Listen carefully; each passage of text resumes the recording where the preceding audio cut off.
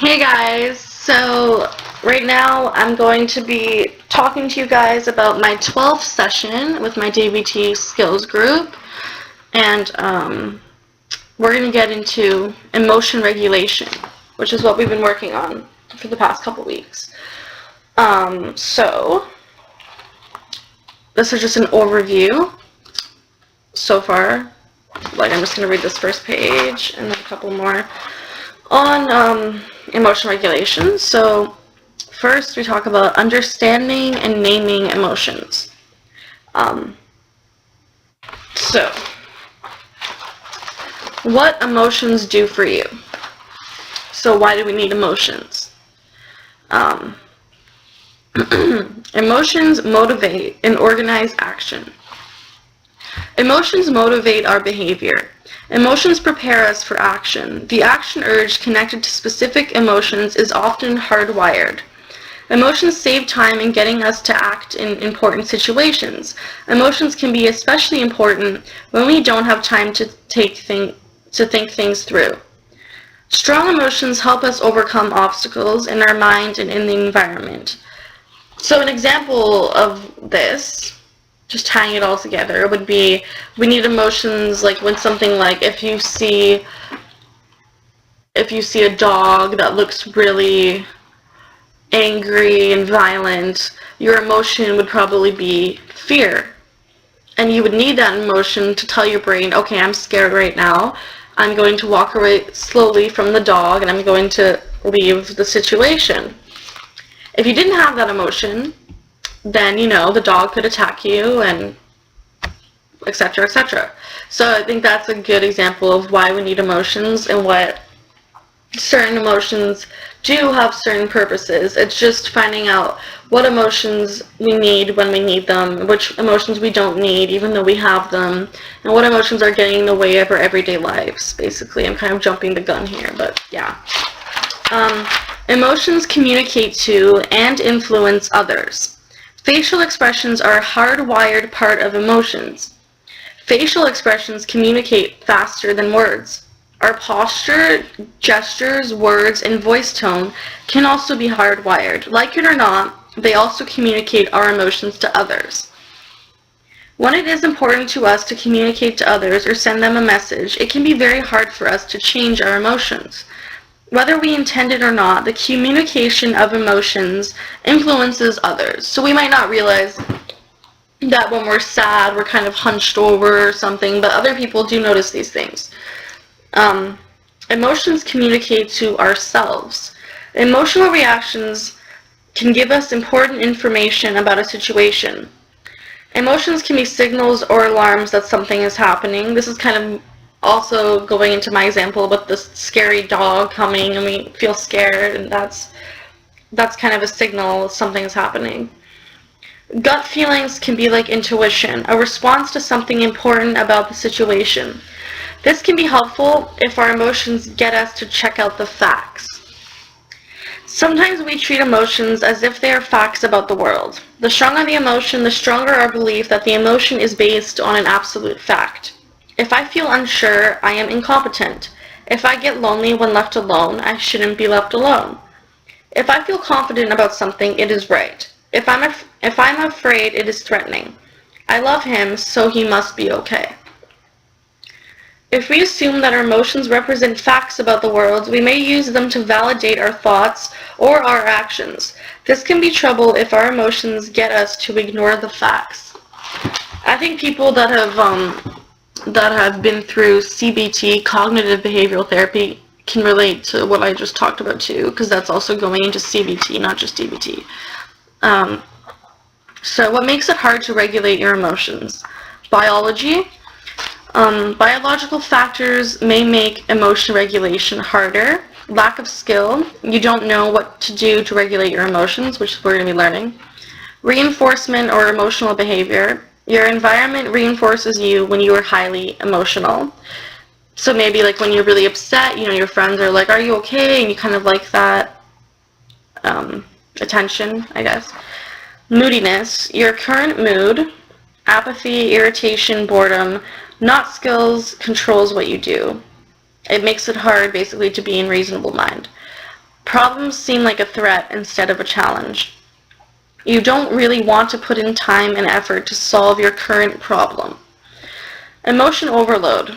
With overwhelming emotions, you fall into the sea of discontrol, where you feel like you are drowning under hurricane-strength waves of emotion. So it's really overwhelming.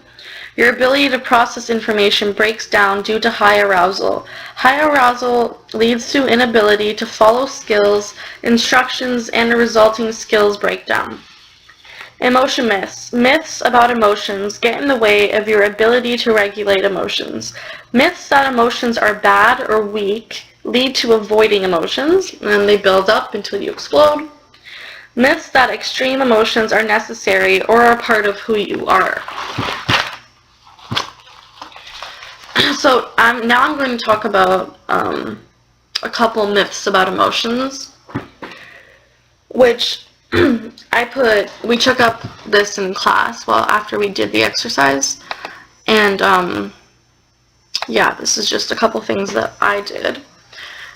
So number one, this is the myth. I'm going to start with the myths about emotions. There is a right way to feel in every situation. So the challenge that I wrote to that myth is everyone responds to situations differently. 2, letting others know that I'm feeling bad is a weakness. The challenge, I should let others know I'm feeling bad so they are aware. Number 3, negative feelings are bad and destructive. Challenge, everyone experiences negative feelings. Number 4, being emotional means being out of control. Challenge, being emotional means being human. 5, some emotions are stupid. Challenge, emotions can be frustrating, but that doesn't mean they're stupid. 7, if others don't approve of my feelings, I obviously shouldn't feel the way I do. Challenge, you can't help the way you are feeling. And I don't know if I should have put that, because it's basically saying that you can. So I don't know if that was a right challenge or not. 11, creativity requires intense, often out of control emotions. Challenge, inspiration can come from more than just emotions. 12, drama is cool. Challenge, drama can result in unwanted consequences. 17, yeah, we're kind of skipping a bunch because I didn't do all of these. 17, my emotions are why people love me. Challenge, my emotions are not who I am. 18, emotions can just happen for no reason. Challenge, sometimes it's hard to pinpoint where an emotion came from, but it did come from somewhere. 19, emotions should always be trusted. Challenge, wise minds should always be trusted. So then for the homework, we basically had to fill out this, hold on, what page? 110.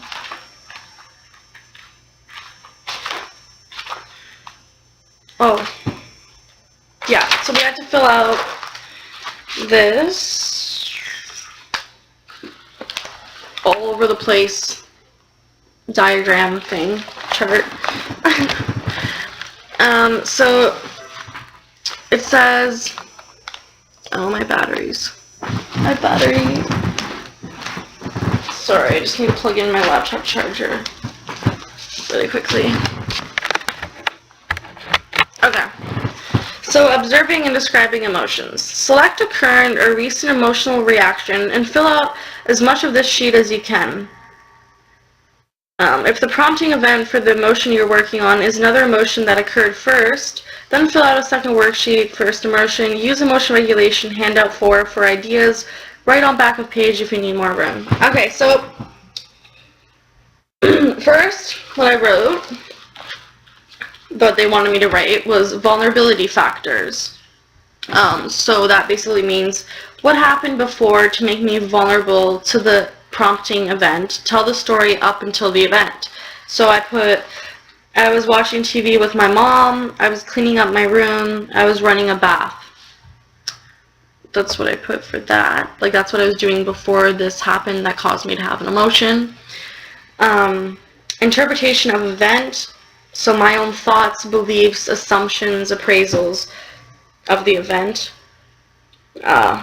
I think my boyfriend isn't planning on having a fun summer, but just wants to focus on school, which makes me feel annoyed, frustrated. So the emotion I felt was frustration, and the intensity was 62 out of 100.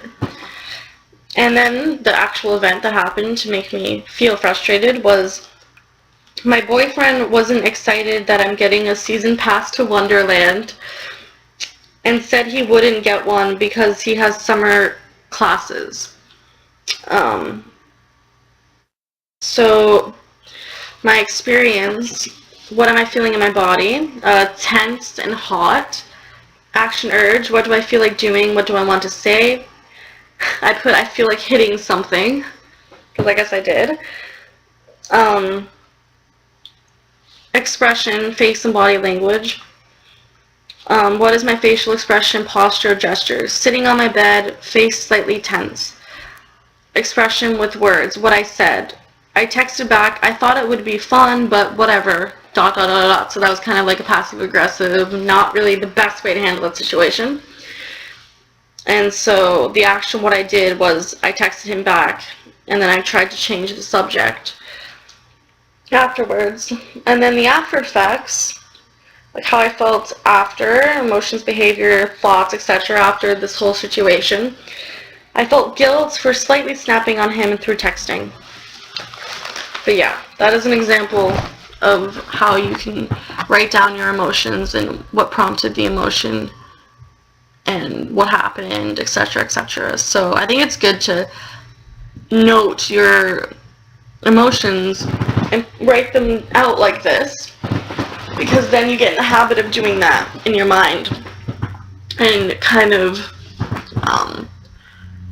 almost like distancing yourself from your emotions, looking at it from another point of view, another perspective, looking at it from an outsider's perspective, basically, and how you handled that situation, how you think you could have handled it, so in more situations to come, you're better able to handle stressful situations and hard emotions, emotions that can be hard to deal with, rather. Anyways, so yeah, this was session 12. And if you guys have any comments, questions, you can just comment below or message me. And I hope this was useful for you guys. Okay, thanks for watching. Blessed be. Take care.